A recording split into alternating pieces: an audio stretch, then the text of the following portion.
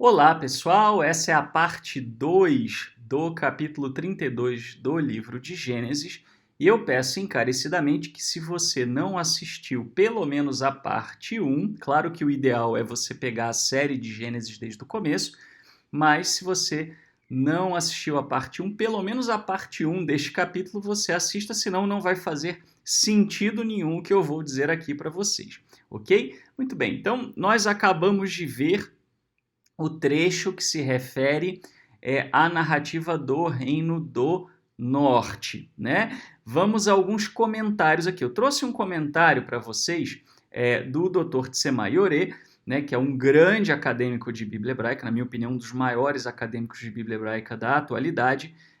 Na obra Jacob's Journeys, ele diz o seguinte: nesta leitura, Jacó encontra um acampamento de seres divinos, um dos quais ele luta quando cai a noite. Ambos os textos são claramente textos do Reino do Norte, já que Elohim é o único nome divino que aparece em ambas as seções. Existem outras características do Reino do Norte também, né? Como ele vai dizer agora. Além disso, Jacó é descrito aqui como forte e viril, como no capítulo 29, em que ele sozinho move uma rocha extremamente pesada de um poço. Então, repara, né, as duas visões de Jacó. Jacó, forte pra caramba, capaz de enfrentar e vencer vamos dizer, um ser celestial, né? E Jacó, trapaceiro, franzino, mais pacato, mas ao mesmo tempo ardiloso, com medo do irmão, né? Um é o patriarca de Israel descrito por Israel. O outro é o patriarca de Israel descrito pelo reino de Judá. Tá? Muito bem. Nos textos do Reino do Sul, do Reino de Judá, incluindo os versículos 3 a 23 deste capítulo, Jacó é mais frequentemente descrito como fraco e covarde.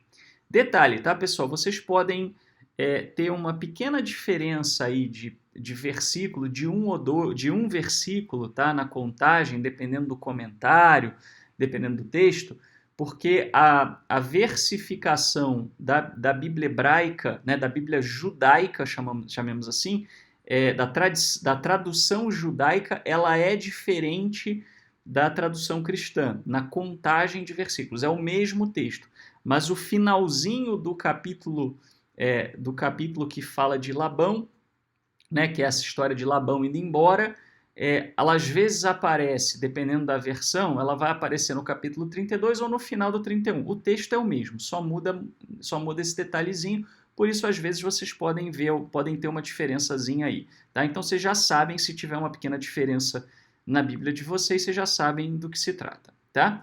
Então, vamos falar de onde vem essa história, tá? De onde vem essa narrativa ancestral aí? Bom, essa narrativa do Reino do Norte, ela está baseada, né, em alguma lenda ancestral ou folclore da região de Peniel. Óbvio, né, pessoal, que assim, essas etimologias que são dadas na Bíblia hebraica, elas são poéticas, tá? Elas não são etimologia literal. Não é por isso que Peniel tinha esse nome, tá? Você tem alguns casos até de determinadas etimologias serem trocadilhos para tirar um barato, né, com a cara dos moradores ali, como né, Babilônia, que era, né, vinha de Babilu, que é o portão dos deuses, né, ou portão de uma divindade, que na Bíblia hebraica vem de Balala, né, que é confusão. Isso né, tá tirando sarro com os babilônios, né, tá tirando um barato com a cara dos babilônios. Não é para ser lido literalmente. Aí você tem também Beer Sheva, né, Berseba, que recebe esse nome duas vezes, por dois motivos diferentes. Quer dizer, você vê que a Bíblia hebraica não está preocupada em dizer qual é a origem do nome, mas sim em usar o nome poeticamente como um artifício mnemônico, um artifício de memorização, para que as pessoas memorizassem, né, e entendessem certas coisas, né? Era a forma de ensinar dos semitas. Ah, Felipe, mas eu não gosto disso. Problema seu, né? Assim, essa era a cultura deles. Você não pode querer que a Bíblia tenha a sua cultura. Você precisa mergulhar na deles e não achar que eles têm que escrever de uma maneira que seja idêntica às suas expectativas. Você que tem que ajustar as suas expectativas, né? Muito bem. Essa região, a região aí de Peniel, é uma região meio fronteiriça ali, né? Próxima à fronteira entre Israel e a Síria, tá? E repare, ó, ali tem um pontinho vermelho indicando aonde fica Peniel, tá? Essa é uma região, é um vale, é uma região extremamente fértil, tá? O que acontece, pessoal? Normalmente, eles entendiam que as fronteiras das nações eram o limite dos domínios dos deuses. Então, o deus da Síria, ele ia até a fronteira, o domínio dele ia até a fronteira da Síria. O deus de Israel até o limite da fronteira de Israel. Aliás, para Israel entender, né, Judá entenderem que o Eterno era soberano sobre todas as nações, levou, ó, também não foi um raciocínio imediato, tá? Esses conceitos foram construídos, né? Se alguém, inclusive, tivesse chegado e revelado esses conceitos de imediato, o israelita ia falar, oi? Hã? Quê? Né? Ia ser uma coisa muito alien para eles, muito totalmente nada a ver com a forma deles de pensar. Então, precisou evoluir gradualmente, tá? Muito bem. Então eles entendiam, né, que os deuses iam mais ou menos até aquele ponto de fronteira, tá? Vamos dizer assim, né, alguns acidentes geográficos, chamemos assim, algumas regiões geográficas, elas acabam virando fronteira natural, né? Era muito comum. Uma nação estava de um lado do rio, outra nação do outro lado do rio, né? Uma nação ia até um ponto, né, o início de uma montanha, né, depois do outro lado da montanha estava outro povo, tá? Então olha aqui, ó, olha onde está Peniel, repara, né? Você tem aqui uma região, né, onde está o rio Jaboque, né? Você tem aqui uma região que é bastante fronteiriça, né? E que é uma fronteira natural, né? Aqui você está vendo essa linhazinha azul ali, é um rio, né? Então é uma fronteira natural, tá? Que acontecia? Os povos eles brigavam pelas fronteiras, eles guerreavam entre eles. Se vocês olharem os textos históricos da Bíblia hebraica, tá cheio de povo vizinho quebrando pau, invadindo o território do outro, depois recua, etc. Tá? E isso era visto como os deuses brigando entre eles. Eles entendiam que se os deuses eram os patronos das nações, se as nações guerreavam, era um conflito entre os deuses, né? Mal comparando, é como algumas pessoas de religiões de matriz afro, né? Que quando tem um conflito entre uma pessoa e outra, fala que o santo de uma não bateu com o santo da outra, né? Quer dizer, como se né? Como se o santo de um e o santo do outro entrassem em conflito e por isso as pessoas brigassem, né? É parecido essa cultura com a maneira como se pensava no Oriente Médio Antigo, né? Então, um local onde os deuses disputavam, né, é natural que os deuses iam colocar seus exércitos celestiais ali para parar a outra divindade, tá? Então, muito provavelmente, essa história de Jacó ela se baseia em algum folclore, alguma lenda ancestral nessa região de Peniel, né, que tem a ver com isso, estar diante da face da divindade, né, tem a ver provavelmente com esses conflitos aí, né, e a partir dessa lenda, essa lenda já devia existir aí entre os israelitas, esse folclore, em algum momento isso foi ressignificado, né, e trazido já para um contexto mais próximo, né, de um enoteísmo, já caminhando para um monoteísmo, tá? Então, o ancestral Jacó ele acaba virando protagonista nessa história. Assim sendo, né, então, como eu falei, né, era um local, eles entendiam como um local de disputa entre os deuses. Assim sendo, Jacó é confrontado por Malaché Elohim, né? Que é literalmente ou mensageiros do Senhor, né? Se lê Elohim como singular, ou se lê Elohim como plural, mensageiro dos deuses, né? Dos senhores, isto é, né? De um jeito ou de outro, você está diante da ideia aí de guardiões celestiais, né? Como os querubins, né? Que a gente já falou, os querubim, que era o quê? Eram guardiões celestiais da sala do trono dos deuses, né? Da sala do trono dos reis, etc. Então aqui eram os guardiões de fronteira, tá? Né? Era uma espécie de versão espiritual da imigração. Né? Sabe aqueles oficiais de imigração que ficam lá na fronteira, não deixa passar, né? Fecha a fronteira, abre fronteira, põe o exército na fronteira? Era isso, só que, vamos dizer, espiritualizado. Eu não gosto desse termo espiritualizado porque é um termo anacrônico, eles não tinham essa divisão, né, que a gente tem, tá? Então, mas era um grupo guardião que estava protegendo aquela região, né? E o que o Jacó faz? Ele vai lá e peita, e eu vou passar, né?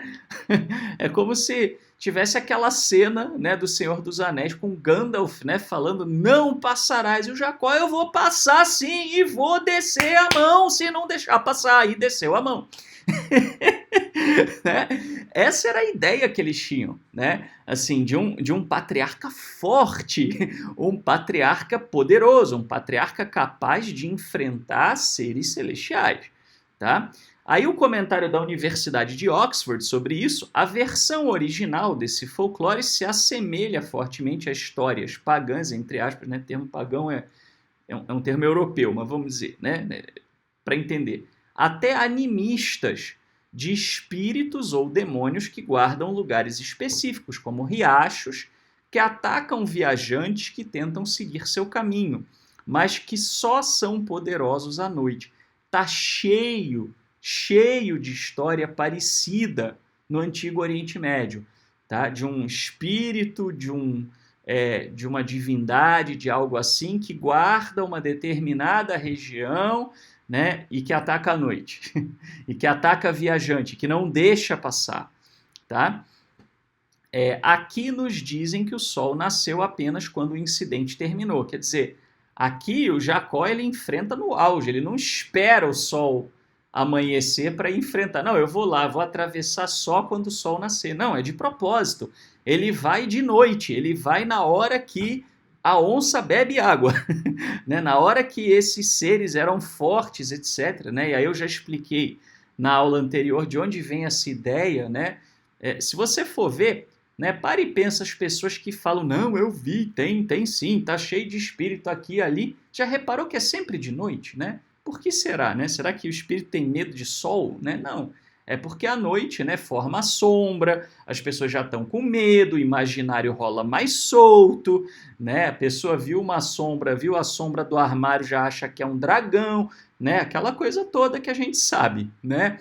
E eu sei que talvez alguns de vocês que estão me assistindo, né, acham que o cobertor, né, é um exército celestial, né? Já viu isso? A pessoa vai tomar água, né? Aí corre para a cozinha, aí pega água, corre para a cama e põe o cobertor, né? Ufa, pus o cobertor. Quer dizer, né? Se tiver um bicho no quarto, ele não consegue, né, arranhar o cobertor. Tem até meme fazendo graça disso, né? Droga, né? Já, né? Cheguei tarde demais, já se cobriu com o cobertor. Ou então pega o coitado do animal de estimação, né? Você mesmo, você mostra o quanto você gosta, né? Do seu gato, do seu cachorro, que você pega e usa de escudo, né? Quando você está com medo à noite. Brincadeiras à parte, pessoal, repara como o ser humano tem essa coisa meio lúdica, né? Do imaginário com relação aos perigos da noite, às sombras, etc. Então, faz sentido, a gente consegue entender por que essas histórias se desenrolam à noite. E aí a gente consegue entender o que está sendo passado pela Bíblia hebraica, né, em termos da coragem monstruosa que Jacó mostra, né? Totalmente diferente da maneira como o Reino do Sul o descreve. E de propósito, aqui onde Jacó está sendo corajoso, ele vai descrever Jacó como tendo medo do irmão, né? Muito bem. A narrativa mostra Jacó saindo-se vitorioso até mesmo contra os guardiões enviados pelos deuses, ou, né, pela divindade principal, sobrepujando um deles.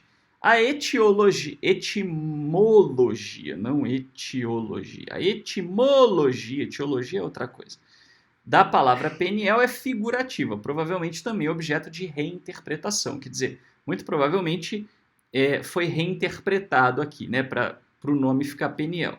A vitória de Jacó espelha um período em que Israel tornou-se muito mais forte que os seus vizinhos por motivos já explicados nos capítulos anteriores, onde eu explico bem isso também, bastante, se você quiser mais detalhes históricos, nos estudos do livro de Amós.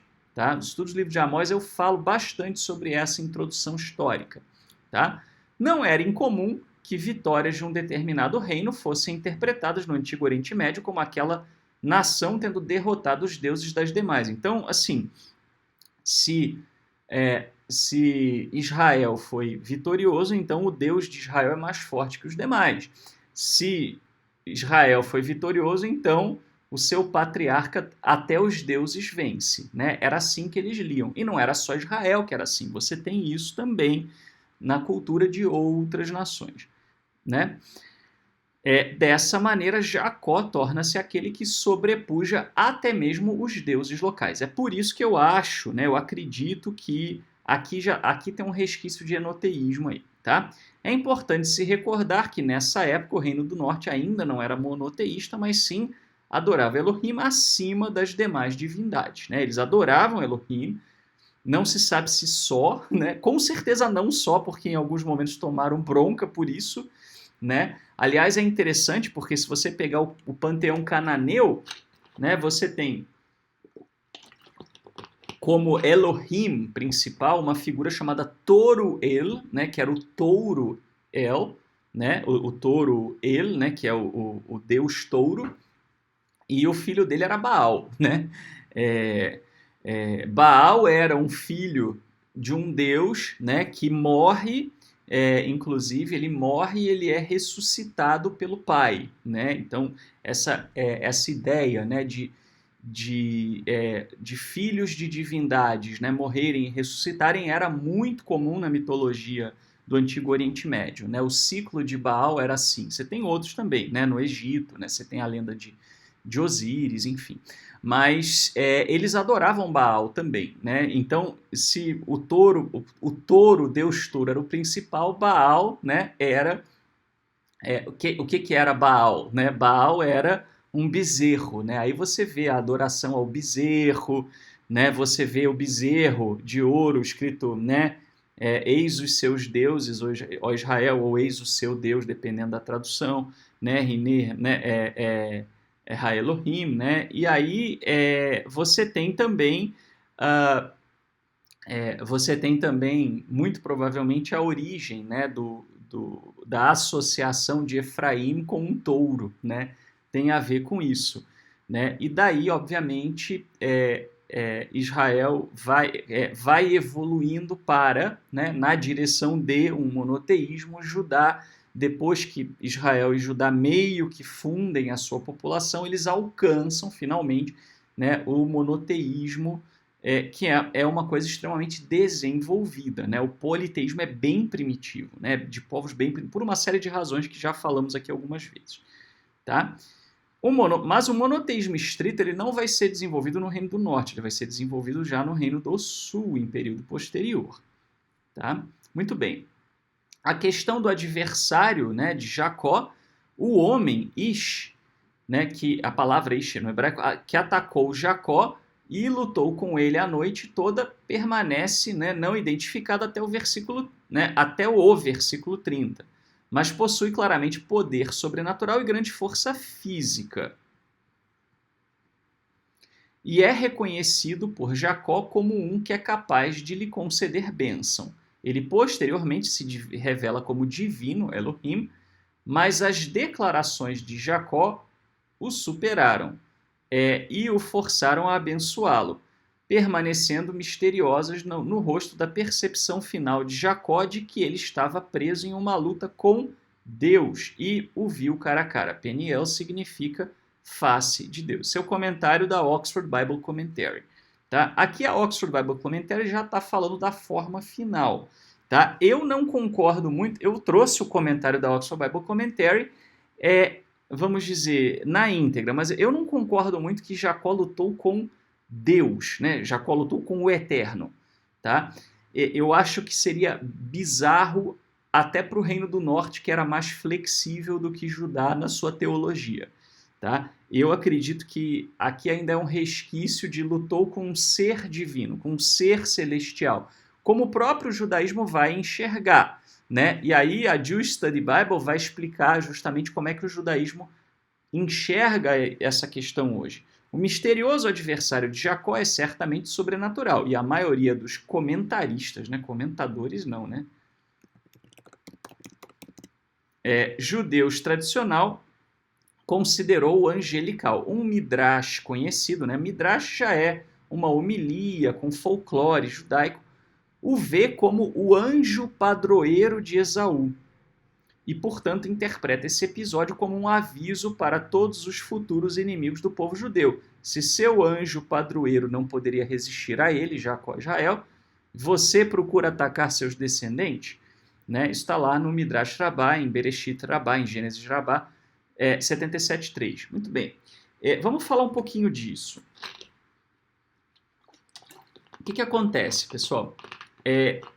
Primeiro, nós temos que entender o seguinte, como é que esse conceito de que cada país tem a sua divindade, como é que ele evolui na direção de um monoteísmo, né?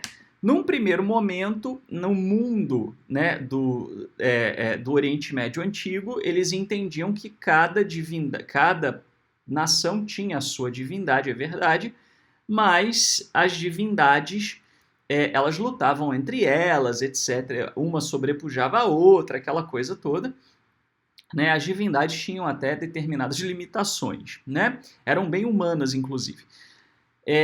Quando você vai evoluindo para um enoteísmo, você começa a entender o quê? Não, a divindade de Israel e Judá está acima das outras. Não é que as outras não existam, mas ela está acima das outras, né? Você vê um pouco disso, dessa característica na Bíblia hebraica, quando você vê referências a deuses sendo derrotados, né? Textos que falam dos deuses das nações sendo derrotados, né? Inclusive até tem aquele famoso no livro de Êxodo, né, falando que o Eterno executaria juízo sobre os deuses do Egito. Né? Ali, claramente, o público para quem se fala é um público que acreditava em deuses. Tá? Então, num primeiro momento, você tem cada nação tem o seu Deus. Num segundo momento, o Deus de Israel, Judá, é maior. Aí você vai para um terceiro. Então é politeísmo, enoteísmo.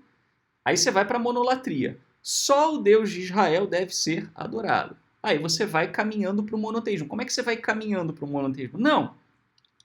Os deuses das nações, na verdade, não são deuses.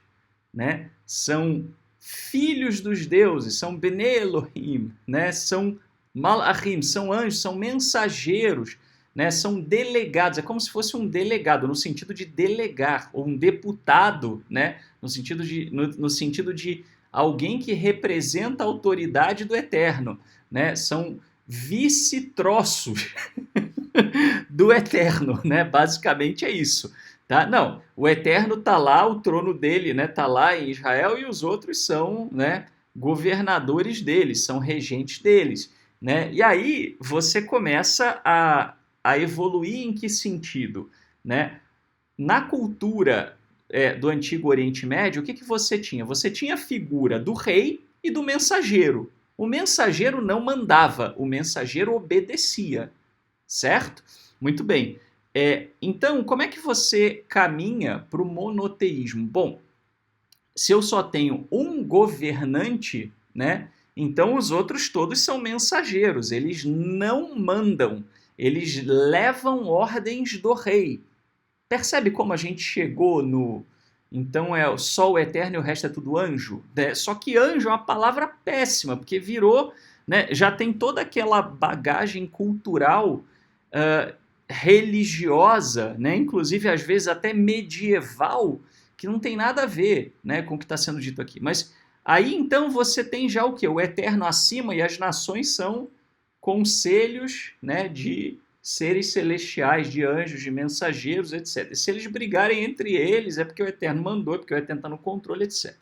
Né? Você já começa a ver isso, por exemplo, aliás, você começa a ver isso, não, você vê isso com bastante clareza no livro de Daniel. O livro de Daniel é bem dessa maneira, mas não é só. Tem outros textos, né, mostrando o Eterno presidindo num conselho. Só que nesse conselho está todo mundo lá amando do Eterno. Né? Então, você está indo já para uma monolatria, né? Um monoteísmo estrito, só tem o Eterno. Os anjos nem livre-arbítrio têm, nem são seres exatamente como é hoje no judaísmo. Né? O conceito de anjo no judaísmo é muito diferente do conceito, por exemplo, dentro do cristianismo. O anjo não tem livre-arbítrio, não é exatamente um ser da mesma forma que no cristianismo. Já vamos dizer assim, já está caminhando para um monoteísmo estrito que já é mais ainda você evoluir na direção de que só tem uma coisa, né, que existe uma coisa só, né, um poder só, né, uma autoridade só, um ser só, né? Muito bem. Então, mas aqui, repara, por que eu estou falando isso? Então, é normal, né, que determinadas coisas que eram relativas aí aos deuses das nações, o povo judeu gradativamente começou a interpretar como o quê? Os anjos, né? Então, você vê, como eu falei, no livro de Daniel. E o que tem isso a ver com a narrativa aqui? Bom, primeira coisa, esse texto do Reino do Norte não é muito legal no monoteísmo, né? Assim, e aí, né? Tem que evoluir para quê? Para um anjo, né? Para virar anjo. Que anjo? Bom, a história de Esaú não está enfiada lá no meio? Então é o anjo da guarda de Esaú, né? O anjo padroeiro de Edom, então alguns entendem como o anjo como se fosse um anjo, não tem esse nome, mas é como se fosse o anjo da guarda de Esaú. Outros entendem como o anjo protetor de Edom, que seria, vamos dizer assim, ainda um resquício, uma evolução do pensamento de que fosse uma divindade de Edom, né? É muito nítida a conexão, né, que fica na forma final, a gente vai ver daqui a pouco, mas na forma final do texto fica uma conexão nítida com Esaú. E aí, obviamente, né, você vai ter essa questão, né? Então é exatamente isso que vai ser dito aqui, ó. A maior mudança a partir da inserção da narrativa do encontro com Esaú no cerne da história é que o adversário de Jacó na luta passa a estar conectado com Esaú, né? Inclusive tem um texto que eu escrevi alguns anos atrás que mostra que dá para você interpretar que é o próprio Esaú, né? Porque é um homem que vai lá, né? É o próprio Esaú na surdina tentando matar o Jacó, né? Assim, dá para você ler dessa forma também. Essa é uma leitura, se você considerar a forma final da história, é uma leitura plenamente válida, tá? Então, ou é o próprio Esaú, ou é alguém amando do Esaú, como eu já vi também algumas pessoas falarem, né? É um capitão da guarda do Esaú, ou é o anjo do Esaú, né? É um ser celestial lá que vai lá, né? Por conta do Esaú, tá? Isso tem a ver com a história final. Mas aqui nós estamos ainda olhando a história do Reino do Norte. Na história original do Reino do Norte, o homem com quem Jacó luta provavelmente é apenas um ser celestial. Ele é um guerreiro celestial. Ele não está ligado a Esaú. Esaú vai aparecer depois, né, já no Reino do Sul, na narrativa do Reino do Sul.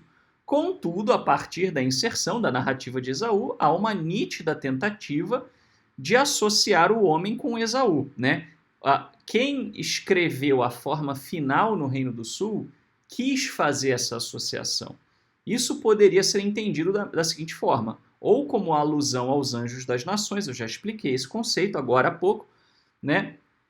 é uma evolução monoteísta do conceito de deuses padroeiros, ou como uma referência ao próprio Esaú. Tá? Bom, a questão da noite eu já expliquei na história original como é que era, mas como é que os comentaristas monoteístas depois interpretaram isso? Né? O cenário noturno ele dá margem à ideia de que pode ter sido um sonho de Jacó. Né? E o Maimônides era um monoteísta estrito, ele não acreditava nem em anjo como ser, né? E chegou num ponto que para o Maimônides tudo que é aparição de anjo na Bíblia é sonho, né? Eu interpreto um pouco diferente, eu vejo que às vezes anjo é o nome que se dá, mensageiro é o nome que se dá ao fato de que o Eterno se manifestou ali. Né? O que é o anjo da morte? É uma praga. Né? Alguns anjos, né, podem ser realmente, né, sonhos, né, visões que são enviadas num sonho. Acredito até que o termo malar, que significa mensageiro, pode se referir até a um profeta. Tá? Mas eu não acredito num mundo paralelo, invisível, habitado por seres que ficam batendo espada. Né? Aliás, vamos combinar por que espada e não bazuca, né? Por que o anjo não tem bomba atômica ainda, né? Tá lá em carruagem, né? Cavalo. Aí você vê que as pessoas têm uma visão infantil, né? Até do que é uma suposta realidade espiritual. Na verdade, isso daí é uma linguagem, é a linguagem que a gente usa. Não tem nada de errado você usar essa linguagem, quero deixar claro, mas entenda que é uma linguagem que a gente usa porque falta palavra para a gente descrever. Né? Por exemplo, os sábios talmúdicos, eles falavam de alguns demônios que você vê depois que ele está falando de doenças infecto-contagiosas. O que era isso? Né? O que é né? Shedim, né? Vem de Shod, que é destruição, são os destruidores. Então ele via que de repente, né, o camarada não lavava a mão, né? Aí pegava salmonela, né? Aí, minha barriga, né? Empacotava. Muito bem. O que eles falavam? Bom, uma força destrutiva matou o cara. E é isso que acontece se você não lavar a mão. Repara, eles não tinham microscópio, né? Para olhar e ver, olha aí, a força destrutiva é a salmonela. Não. Mas eles precisavam falar daquilo porque eles estavam vendo. Eles precisavam falar para as pessoas lavarem a mão, porque senão dava ruim, porque eles estavam vendo. Né? Não vá defecar sem lavar a mão depois antes de comer. Eles estavam vendo. Né? Aí, então, quando você olha e você vê isso, né, você consegue entender que essa linguagem ela é útil. Né? A linguagem religiosa, né, mística até podemos dizer, por que não? Ela é útil para a gente falar de coisas que a gente ainda não consegue explicar, mas que talvez um dia a gente consiga, né? O problema é quando vira superstição, né? Se você não entende isso, aí o camarada fica apavorado que se ele não lavar a mão hoje em dia antes de fazer a reza, o demônio vai pegar ele vai, né? Aí já é superstição, aí já é fanatismo religioso. Né? Então entenda o contexto daquilo que foi dito quando foi dito. Olha a importância aqui. Tá? Então aqui, pessoal, veja, para o Maimônides, né, ele vai olhar, é noturno, então é sonho. Né? Para ele é sonho. Pode ser? Pode.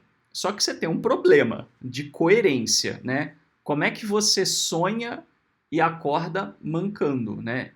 Tudo bem, ele pode ter torcido a perna no sonho, né? No sonho foi lá e creque. Eu já acordei quebrado de noite, né? Assim, de falar, nossa, o que eu fiz, né? Mas assim, não é o que a história está dando a entender. Claro, né? Esse é o problema, assim, o Maimônides, por mais sábio que fosse, etc., ele não tinha conhecimentos que a gente tem sobre como é que as lendas ancestrais se desenvolveram, etc, etc. Né? Então ele está partindo da premissa que é uma história literal. Se é uma história literal, mesmo que o Reino do Sul tenha dado uma suavizada nela, ela é uma história muito complicada para um monoteísta estrito como Maimônides. Então ele Ele tenta ir pela linha do sonho, mas fica meio estranho.